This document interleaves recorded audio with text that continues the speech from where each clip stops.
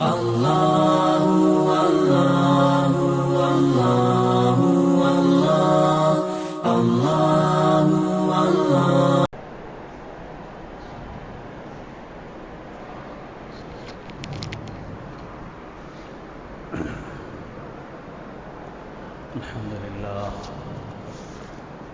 لله نحمده ونستعينه ونستغفره ونؤمن به ونتوكل عليه ونعوذ بالله من شرور أنفسنا ومن سيئات أعمالنا من يهد الله فلا مضل له ومن يضلل فلا هادي له نشهد أن لا إله إلا الله وحده لا شريك له ونشهد أن سيدنا ونبينا ومولانا محمدا عبده ورسوله صلى الله تعالى عليه وعلى آله وأصحابه وأتباعه وأزواجه وذرياته وبارك وسلم تسليما كثيرا كثيرا أما بعد.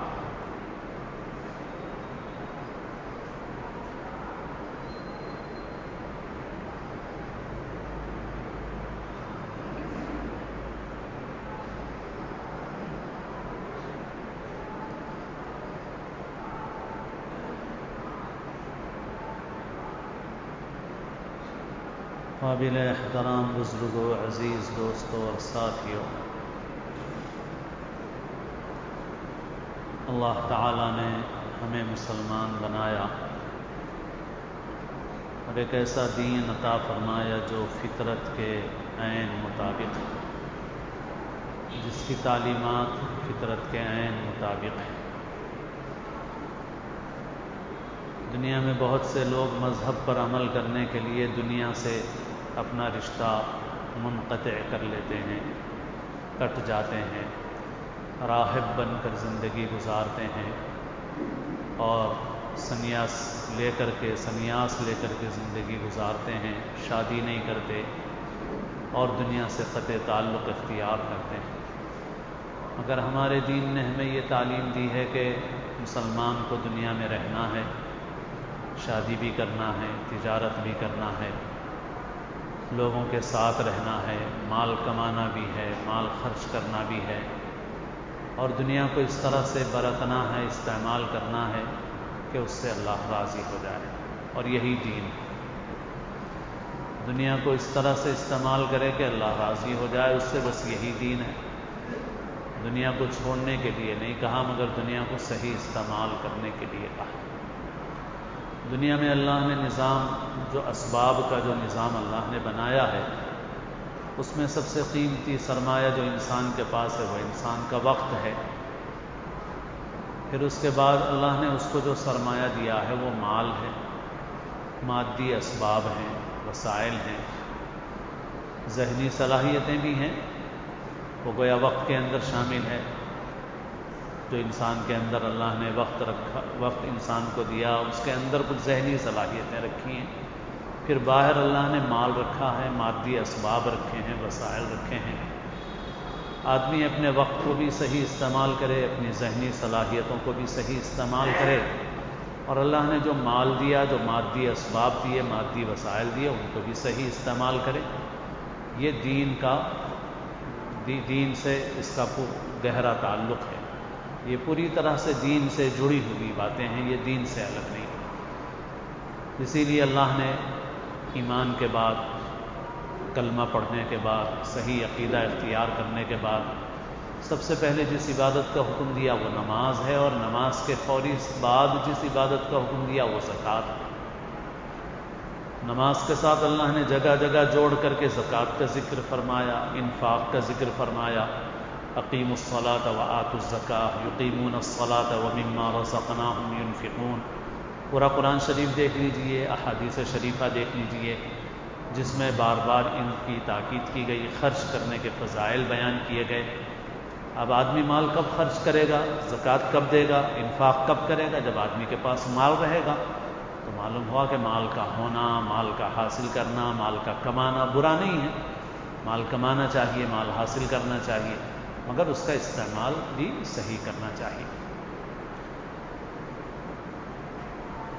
حدیث شریف میں رسول اللہ صلی اللہ علیہ وسلم نے فرمایا کہ دنیا میں دو آدمی ہیں جو قابل رشک ہیں.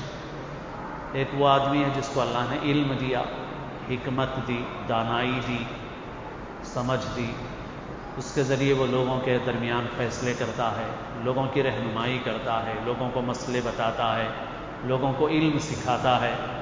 رجل آتاہ اللہ الحکمت فہو یقضی بہا ویعلمہا. اور دوسرا کون ہے؟ تو فرمایا رجل آتاہ اللہ مالا فسلطہ علی ہلکتہ فی الحق. حضور قابل رشک فرما رہے ہیں. کون؟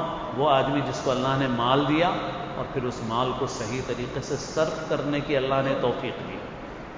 صرف مال قابل رشک نہیں ہے. جس کے پاس مال ہو مگر مال کو صحیح صرف نہ کرے، اس پر رشک کرنے کو قرآن نے گویا جہالت قرار دیا. قارون کے پاس مال تھا مگر مال کا صحیح طریقے پر خرچ نہیں تھا، تو اس پر جن لوگوں نے رشک کیا تو اللہ نے اشارتاً ان کو جاہل قرار دیا. لوگوں نے قارون کے پاس مال دیکھا تو کہنے لگے یا لیت لنا مثل ما اوتی قارون، کاش ہمارے پاس بھی ایسا مال ہوتا جیسے اس کو ملا ہوا ہے. انہ لذو حظ عظیم، بڑی قسمت والا ہے. آج ہم اپنا بھی جائزہ لیں تو آج ہمارے معاشرے میں ہم کچھ کم و بیش ہم لوگ سبھی تقریباً اس بیماری میں مبتلا ہیں. ہاں، ارے بھائی کیا مال ہے اس کے پاس، بڑی قسمت والا ہے. کون قسمت والا ہے ہمارے پاس؟ جس کو مال ملا ہوا ہے. ارے بھائی کچھ نہیں تھا، بہت کچھ ہو گیا، بہت بڑا مالدار ہو گیا، بہت بڑا بنگلہ بنا لیا، بہت قیمتی کار لے لیا، بہت بڑی دولت ہو گئی اس کی، تو واہ واہ کیا قابل رشک ہے. انہ لذو حظ عظیم. مگر اللہ نے آگے فرمایا کہ جن لوگوں نے صرف مال دیکھ کے رشک کیا ان کے مقابلے میں دوسرے وہ لوگ تھے جن کو اللہ نے علم دیا. وقال الذين اوتوا العلم ويلكم ثواب الله خير لمن آمن وعمل صالحا ولا يلقاها الا الصابرون. جن کے پاس علم تھا، اللہ نے جن کو علم دیا تھا، انہوں نے کہا ارے کیا اس کے اوپر رال ٹپکا رہے ہو، یہ کوئی رشک کے قابل ہے؟ اللہ کے پاس ملنے والا ثواب اس سے بہتر ہے اس کے لیے جو ایمان لائے اور نیک عمل کرے.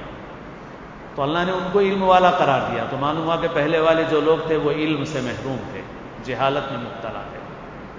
تو آج بھی ہم دنیا میں ہم لوگ رشک کرتے رہتے ہیں، اتنا ملا ہوا ہے، اتنا ملا ہوا ہے، بڑی قسمت والا ہے. بھائی ارے کون قسمت والا ہے؟ صرف مال جس کو مل جائے وہ قسمت والا ہے؟ نہیں، وہ قسمت والا نہیں ہے وہ. اور ایک حدیث شریف میں 4 آدمیوں کا تذکرہ ہے. ایک وہ آدمی ہے جس کو اللہ نے مال دیا اور وہ مال کو اچھی جگہ میں خرچ کرتا ہے، ظاہر ہے وہ جنت کے راستے پہ ہے.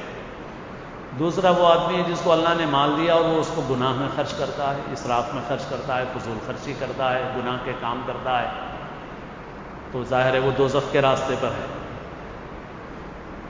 اب تیسرا وہ آدمی ہے جس کے پاس مال تو نہیں ہے مگر واقعی وہ دل سے یہ جذبہ رکھتا ہے کہ اگر مجھے مال مل جائے تو میں بھی ان صاحب کی طرح اچھے کام کروں گا، نیک کام کروں گا، میں بھی اللہ کے راستے میں خرچ کروں گا، نیک کاموں میں مال لگاؤں گا. تو فرمایا کہ یہ بھی اس مال والے کے ساتھ ہے جو اچھے کام میں اپنا مال لگا رہا. اور چوتھا جو سب سے بد نصیب ہے جس کو مال بھی نہیں ملا مگر جہنم میں جا رہا، وہ ہے کہ جس کو مال تو نہیں ملا ہوا ہے مگر وہ دیکھ کے جس کے پاس مال ہے اور فضول خرچی کر رہا ہے اس کو دیکھ کے سوچ رہا ہے ارے میرے پاس بھی رہتا تو میں بھی ایسی شادی کرتا تھا، میں بھی ایسی اسٹیج بناتا تھا، میں بھی ایسی باجا بجاتا تھا، میں بھی ایسی رسماں کرتا تھا. تو مال تو ملا ہوا نہیں ہے، فقیر ہے مگر دوزخ میں جا رہا. تو غرض یہ کہ قابل رشک ہے وہ جس کو اللہ نے مال بھی دیا اور مال کو صحیح جگہ میں صرف کرنے کی اللہ نے توفیق بھی عطا فرمائی. تو بہرحال میرے دوستو، عرض کرنے کا خلاصہ یہ ہے کہ مسلمان کو مال کمانا چاہیے مگر مال کی محبت سے اپنے دل کو پاک رکھنا چاہیے. مال خوب کماؤ اور مال کو اچھے کام میں استعمال کرو. جو لوگ یہ سمجھتے ہیں کہ مال کا دین سے کوئی تعلق نہیں ہے، دین کے کام سے کوئی تعلق نہیں ہے، وہ دین سے واقف نہیں ہے. خود جو باتیں میں نے ذکر کی ہیں وہ خود دلیل ہے اس بات کی کہ مال کا دین سے تعلق ہے، دین کے کام سے تعلق ہے، گہرا تعلق ہے. اور حضور پاک کی زندگی دیکھ لیجیے. حضور پاک صلی اللہ علیہ وسلم نے جب دین کی دعوت دینی شروع فرمائی تو سب سے پہلے آپ کو حضرت خدیجہ کے مال نے فائدہ پہنچایا. حضرت خدیجہ کے مال سے مدد ملی. حضرت خدیجہ کا پورا مال تقریباً استعمال ہوا. پھر حضرت ابوبکر صدیق رضی اللہ تعالیٰ عنہ کا مال خرچ ہوا. حضرت ابوبکر نے پورا مال لگایا. اسی وجہ سے اللہ کے رسول صلی اللہ علیہ وسلم نے حضرت ابوبکر کی شان میں بہت اونچی اونچی باتیں آپ نے ارشاد فرمائیں کہ سب کے احسان کا میں نے بدلہ چکایا مگر ابوبکر کے احسان کا بدلہ اللہ دے گا. حضرت ابوبکر صدیق رضی اللہ عنہ نے اپنا مال لگایا. پھر اس کے بعد مدنی زندگی میں دیکھیے حضرت عثمان غنی نے اپنا مال لگایا. حضرت عبد الرحمن ابن عوف رضی اللہ تعالیٰ عنہ نے اپنا مال لگایا. صحابہ کرام تجارت کرتے تھے, تابعین تجارت کرتے تھے. امام اعظم ابو حنیفہ رحمۃ اللہ علیہ کی بہت بڑی تجارت تھی. پیران پیر حضرت سیدنا شیخ عبد القادر جیلانی رحمۃ اللہ علیہ بہت بڑے تاجر تھے. بہت سے علماء اولیاء بڑی بڑی تجارتیں کیا کرتے تھے اور اپنے اس مال کو مخلوق کو فائدہ پہنچانے کے لیے, دین کی خدمت کے لیے استعمال کرتے ہیں. اس لیے جو لوگ ایسا سمجھتے ہیں کہ بس اس کا کوئی تعلق ہی نہیں ہے, وہ ناواقف ہیں. پھر اسی طرح سے ملت کی اجتماعی ضرورتوں کے لیے چندہ, اس کو بھی ہمارے معاشرے میں اتنا معیوب سمجھ لیا گیا کہ کچھ پوچھیے مت. یہ بالکل جہالت کی بات ہے. ابھی ایک عالم دین کے بیان میں ایک نقطہ سنا کہ قرآن مجید میں اللہ تعالیٰ نے جو انفاق کا حکم فرمایا, الزکاۃ کا حکم فرمایا, ایسے ہی اللہ نے فرمایا وَأَقْرِضُوا اللَّهَ قَرْضًا حَسَنًا. اللہ نے لوگوں سے فرمایا لوگوں اللہ کو قرض حسن دو, لوگوں اللہ کو قرض حسن دو. اللہ کے پاس کمی ہے کیا؟ مگر اللہ تعالیٰ نے یہ مال امتحان کے لیے رکھا ہے اور اللہ تعالیٰ فرما رہے ہیں لوگوں مال لگاؤ اور اللہ کے راستے میں لگاؤ اور اللہ کو قرض حسن دو. قرض حسن کا مطلب یہ ہے کہ تم لگاؤ گے اللہ تمہیں اس سے بہتر دے گا. تو یہ اقرضوا اللہ قرضا حسنا یہ چندے کی ترغیب نہیں ہے تو اور کیا ہے؟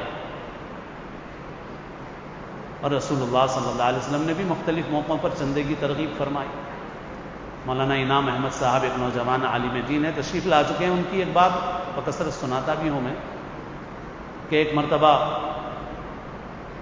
ایک حکومت کا ایک دور چل رہا تھا جس میں مدارس کے متعلق زیادہ باتیں چل رہی تھیں اور اس وقت مدارس کے سروے کے نام پر کچھ لوگ ان کے مدرسے میں پہنچے اور مولانا سے کہا کہ ہم آپ سے کچھ پوچھنا چاہتے ہیں. تو مولانا نے کہا کہ ٹھیک ہے میں ضرور بتاؤں گا مگر میرے جوابات آپ نوٹ بھی ضرور کریں. انہوں نے کہا ہاں ضرور کریں گے. تو انہوں نے پھر پوچھا مولانا دیکھیے آپ بہت اپنا وقت لگا رہے ہیں, محنت کر رہے ہیں اور آپ کے پاس اتنے بچے پڑھ رہے ہیں اور آپ یہ چندہ کرنے والوں کی ٹیم تیار کر کے مخلوق کو, امت کو کیا فائدہ پہنچا رہے ہیں آپ؟ اتنے بچے آپ کے پاس پڑھ رہے ہیں, چندہ کرنے والوں کی ٹیم تیار ہو رہی. تو مولانا نے فرمایا کہ دیکھو بھائی ایک اجتماعی اصول یہ ہے کہ جو شخص بھی ملت کا اجتماعی کاموں میں مصروف ہوتا ہے اس کے خرچے صرفے کی ذمہ داری ملت پر ہوتی ہے, معاشرے سماج پر ہوتی ہے. میں آپ سے یہ پوچھتا ہوں کہ جو کارپوریٹر ہے بلدیہ کا اس کو تنخواہ کہاں سے ملتی ہے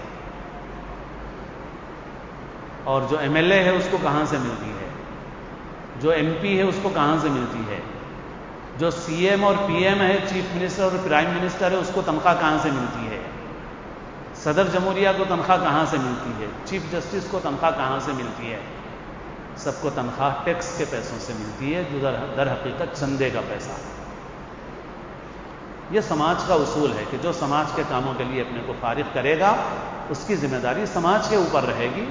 ان سارے لوگوں کو تنخواہ چندے سے ملتی ہے, یہ کوئی عیب نہیں ہے, یہ معاشرے کا اصول ہے, اجتماعیت کا اصول ہے یہ. تو پھر دوسرا سوال کرنے لگے. مولانا نے کہا میرا پہلے نوٹ کرو تب جواب دوں گا, مگر انہوں نے نوٹ نہیں کیا تو مولانا نے کہا اگلا جواب نہیں دوں. تو خیر پھر آگے کا بھی ایک بچے سے سوال کا واقعہ ہے مگر اس وقت اسے میں چھوڑ رہا ہوں. تو بہرحال یہ ہے کہ چندے کا غلط استعمال, کوئی چندہ کر کے کھا جاتا ہے, ذاتی طور پہ غبن کر لیتا ہے تو وہ برا ہے. باقی چندہ برا نہیں ہے, معاشرے کے کام ویسے ہی ہوتے ہیں, انسانوں کی ضرورتیں لگی ہوئی ہیں اس کے ساتھ, اس میں انسان انفرادی کام بھی کرتے ہیں, اجتماعی کام بھی کرتے ہیں. رسول اللہ صلی اللہ علیہ وسلم نے بھی مختلف موقعوں پر لوگوں کو توجہ دلائی.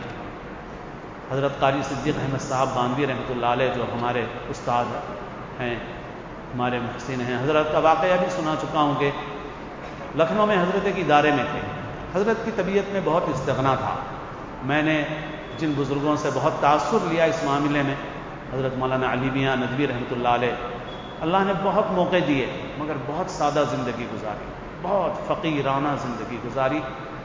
حضرت قاضی صدیق احمد صاحب بانوی رحمۃ اللہ علیہ، ان بزرگوں سے میں پہلے اپنی ابتدائی نوجوانی کی عمر سے ان بزرگوں کے استغنا سے میں بہت متاثر تھا اور ان سے بڑی محبت کرتا تھا. حضرت کے اندر بھی بہت استغنا تھا، بہت ہی مجاہدانہ جفا کشی کی زندگی حضرت نے گزاری، اور حضرت چندے کے لیے کہتے بھی نہیں تھے. وہاں جلسے میں حضرت نے بیان کے دوران لوگوں کو متوجہ کیا کہ بھئی اس مدرسے کا تعاون بھی کرو، اور یہ حضرت کے عام معمول کے خلاف تھا. تو کہتے ہوئے حضرت نے یہ فرمایا بھائی میرا معمول نہیں ہے اس طرح کہنے کا، مگر پھر بھی ضرورتاً آپ کو متوجہ کر رہا ہوں. مگر میری کیا حیثیت ہے، جب رسول خدا صلی اللہ علیہ وسلم خود لوگوں کو چندے کے لیے ترغیب فرماتے تھے اور حضرت بلال اپنا دامن اٹھا کے چلتے تھے، تو میری کیا حیثیت ہے. یہ کہہ کے حضرت رونے لگے. یعنی انسان اپنی ذات کے لیے بھیک مانگے تب برا ہے، لیکن انسان جب ملت کے کاموں کے لیے بھیک مانگتا ہے، بھیک نہیں کہنا چاہیے، چندہ مانگتا ہے، لوگوں سے مانگتا ہے، تو یہ بری بات نہیں ہے. تو یہ کہہ کے حضرت رونے لگے. تو بہرحال یہ ہے کہ مال کا استعمال، صحیح استعمال یہ اہم چیز ہے، اور ہمارے اور سبھی کاموں میں پیسے کا استعمال ہوتا ہے. چنانچہ ہمارے جو بھائی اب تک بہت بولتے تھے چندے کے خلاف، مگر میں کوئی طنز نہیں کر رہا ہوں، میں صرف اس لیے عرض کر رہا ہوں کہ آپ اپنے دین کے متعلق اپنے غلط تصورات کو چھوڑ دیں، صحیح تصور اختیار کریں. جو بھائی ہمارے بہت چندے کے خلاف بولتے تھے، اب یہ بات کھل چکی ہے کہ چندہ ان کے پاس بھی ہے، اگرچہ سسٹم الگ ہے، طریقہ کار الگ ہے، لیکن جو بات چھپی ہوئی تھی آج وہ کھل چکی ہے. دنیا میں ہر کام میں ہوتا ہے چندہ. جو لوگ بہت بولتے تھے آج اللہ نے بتا دیا چندہ ہے، پیسہ ہے، وہاں بھی بغیر چندے کے، بغیر پیسے کے کام نہیں ہوتے ہیں. غرض یہ کہ ملت کے اجتماعی کاموں کے لیے کرنا کوئی بری چیز نہیں ہے، کوئی عیب نہیں ہے.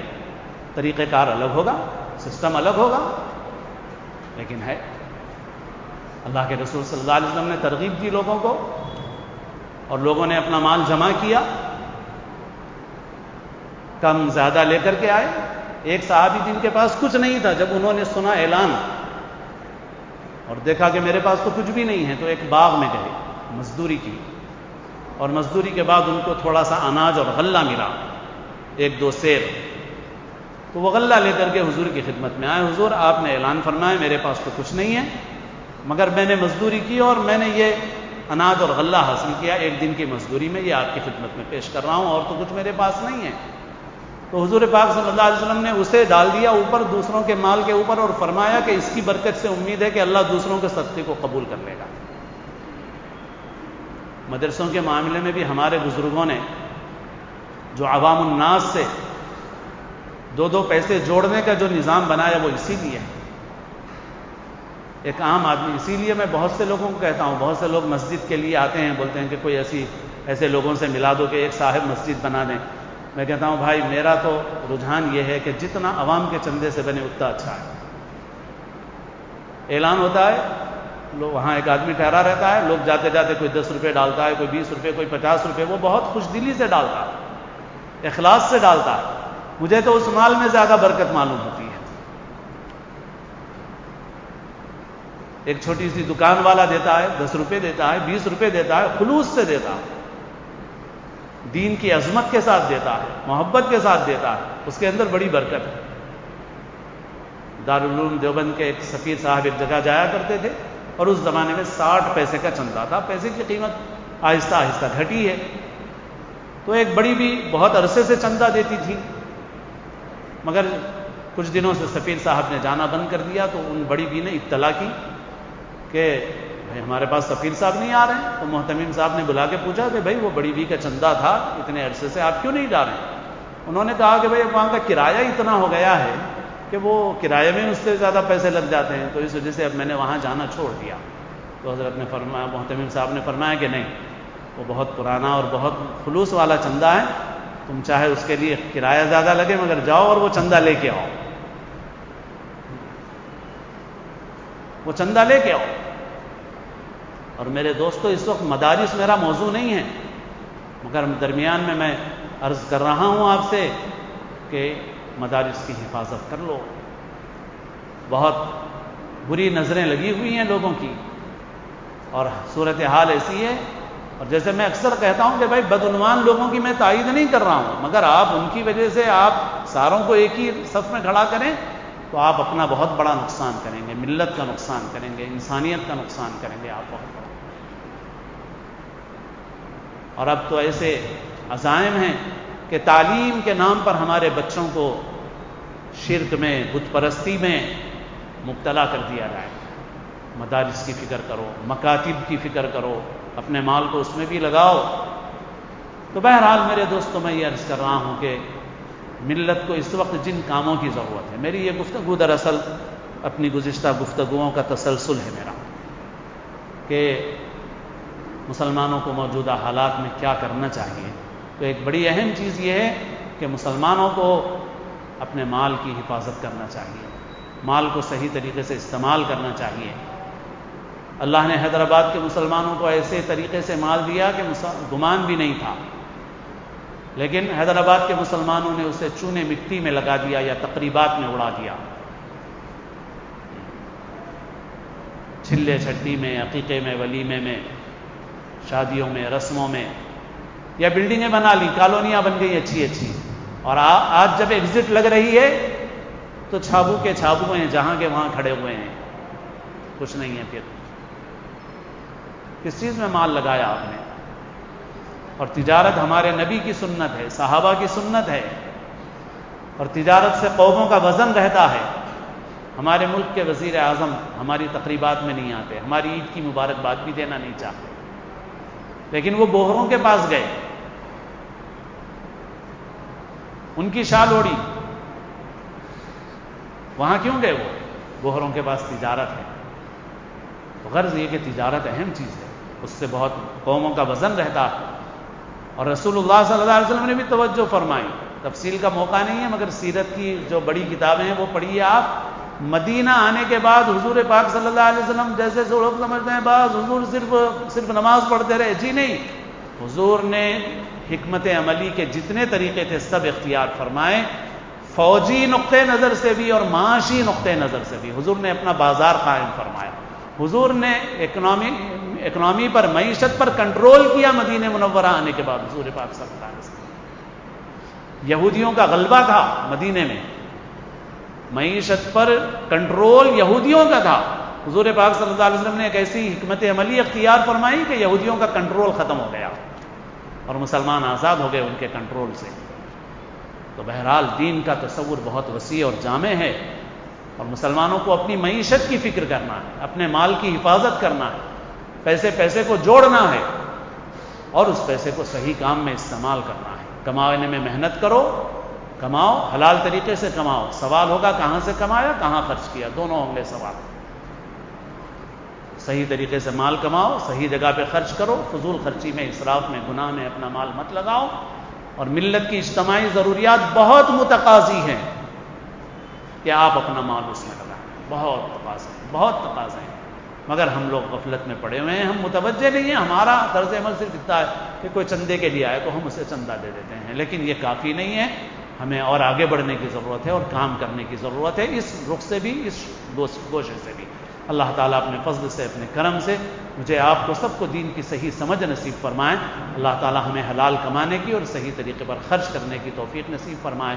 ہم سب کو اسلام کی زندگی اور اپنے اپنے وقت پر حسن خاتمہ نصیب فرمائے۔ سنتیں ادا فرمائے۔